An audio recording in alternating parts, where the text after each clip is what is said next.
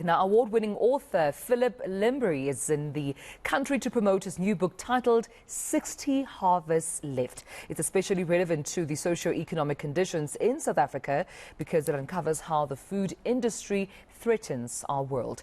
Lymbery looks at the dark side of food production, going behind closed doors and into the boardrooms of industrial agriculture. But he also demonstrates why food and future harvests matter and teaches us how we can restore our planet. He joins us now for a conversation about this magnificent book. Philip, thank you for your time. Good morning. A real pleasure. Good morning. Thank you for having me. Absolutely. I mean, when I read the title, quite chilling, I have to admit, took it in its literal sense. Are there really 60 harvests left? Well, that depends on us.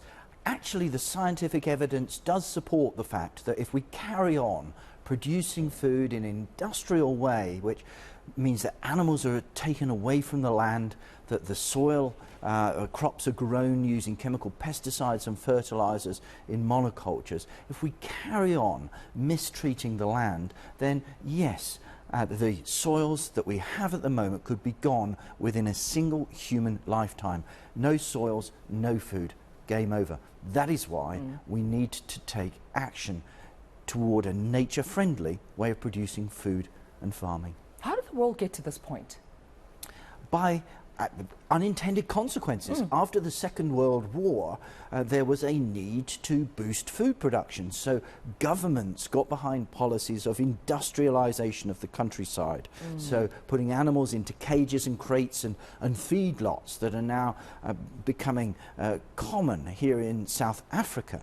And at the same time, that looks like a space-saving idea, it looks like efficiency, but actually you then have to use relatively scarce arable land, vast tracts of it elsewhere, to grow the feed, which is, frankly, corn and wheat and things that we could be feeding ourselves with, only we feed them to these incarcerated animals who waste most of the food value in terms of calories and protein in conversion to this factory farmed meat, milk and eggs. So that is what we need to get away from if we are going to preserve a livable future for our children. Right.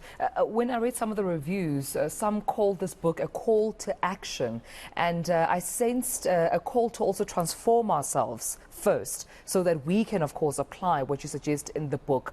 What's your call to action, and is it for everyone or particularly just the government?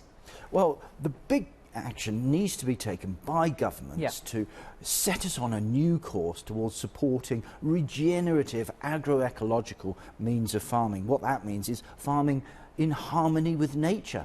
So putting away the cages, the crates, the feedlots, putting away the chemical pesticides and fertilizers, and restoring soil health and wildlife. But we can all play our part. We can take action on our plate 3 times a day by choosing food that comes from nature-friendly farming. So looking out for pasture-fed, free-range or organic. In this way, we can help not only stop animal suffering, wildlife declines, but also create that future, viable future for our children.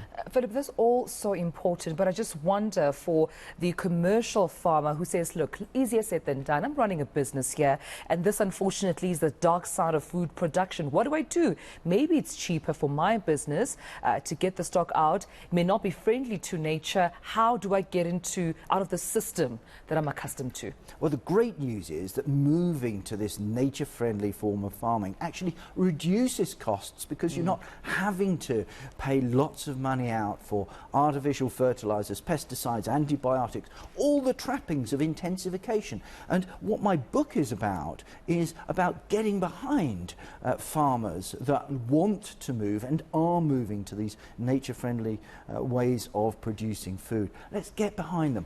Governments and people, civil society, all of us together, get behind those that want to do good things, and let's create that wonderful, beautiful future that we can all have through a regenerated countryside. Yeah, it's possible, and in our lifetime. We can see it in our lifetime, right?